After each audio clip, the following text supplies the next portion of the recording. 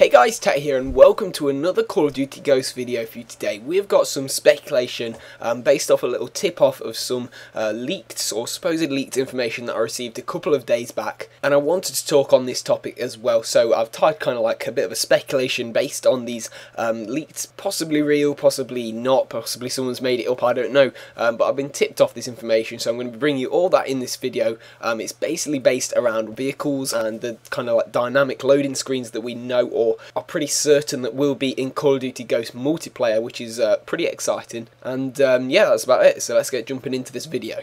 So I got this information tipped to me from a subscriber who got tipped by a friend who works at Game in the UK, and he's been talking to some people higher up in the ranks in Game who have actually got to see a quick early preview of the game in action. So this information, if true, has gone through like 3 or 4 people, so it's probably not entirely true now, even if it was at the start. So take everything I say with a pinch of salt. I'm not sure personally whether to believe everything that I see in this, but I'm just going to tell you what he's told me. So he says that vehicles will play a bigger role in Ghosts. This is in the multiplayer mode. He says you can use tanks, choppers and jets, such as in Battlefield 3, and the ability to use parachutes will also be in the game. He says that parachutes can be used to jump from a chopper or a jet when it is about to explode, so that you can get down to the ground. Now, he also says, quite obviously, the parachutes are going to be the stealthier way of getting down into the ground, onto the map. You know, it makes less noise than using a chopper and a jet, which makes sense. But all of this kind of adds up to something that doesn't really make sense in a Call of Duty game. We haven't seen a vehicle that you can actually manually drive and control yourself that's not a kill streak since COD 5, since World at War, when we had tanks in the multiplayer maps. Ever since that game, we haven't seen a vehicle in a multiplayer map at all, and it kind of doesn't make sense to go back on their decision of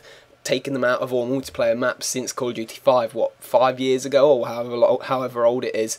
It doesn't make sense to go back on that decision and then bring in like loads of new vehicles. It just doesn't make sense, and it makes it look like it's copying its supposed rival Battlefield, even though they are very separate games, and I'm in that camp for saying that they're both totally different games, but it does make it look like it's pushing towards vehicles rather than just on foot combat. Now that is where he left it, so this is where my speculation takes over. This is where I think that is not actually going to be in the physical map. This is how you're going to be getting into the map. Now, ever since the Drifter leak, which was like 2 months before the official reveal of the game, and he's got most of the information in that leak correct so far, he actually said that dynamic animation loading screens into a multiplayer map would be coming into multiplayer maps. So, you know, normally you just have the loading screen with a picture of the map. He says that dynamic loading screens will be added, so something that basically you flying by a chopper, or you come in the back of like a tank or something like that into the map. You can't physically do anything in those choppers or in the tanks. It's just like a loading screen, but it just makes it look cooler, makes it look more realistic,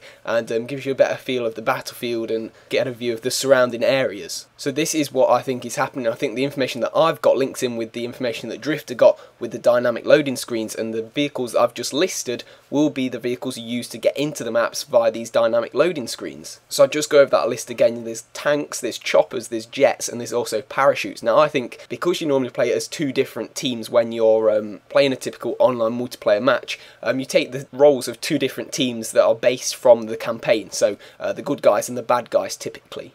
Now I think the good guys, the ghosts, which have the less technological power in the actual campaign mode, will be the ones coming in on the parachutes, because that's more stealthy, as I said earlier, and it's also lower in cost, so that would be a way that they could get into the map. The other 3, the jets, the tanks and the choppers, could be the way that the bad guys, the massive superpowers, get into the map. And so maybe if we see another entrance from the ghosts, from the stealthier ones, maybe you can just run into the map or something. I don't know, but I think this is basically how everything all links together with the dynamic loading screens and these vehicles that he listed in this kind of leaked information that he's got from Game UK. Hit me up in the comments below, what do you think of this idea? The only other thing that he said is that flares will be used to kind of signal places for kill streaks to target, so you know, chopper gunners and things like that. If they're AI controlled, you can kind of, I don't know whether you manually put a flare down on the floor, whether you use like a computer to place flares down on there, and then from that the chopper or whatever shoots at the locations where the flares are. So that's also a pretty cool new thing that they might be putting into multiplayer, but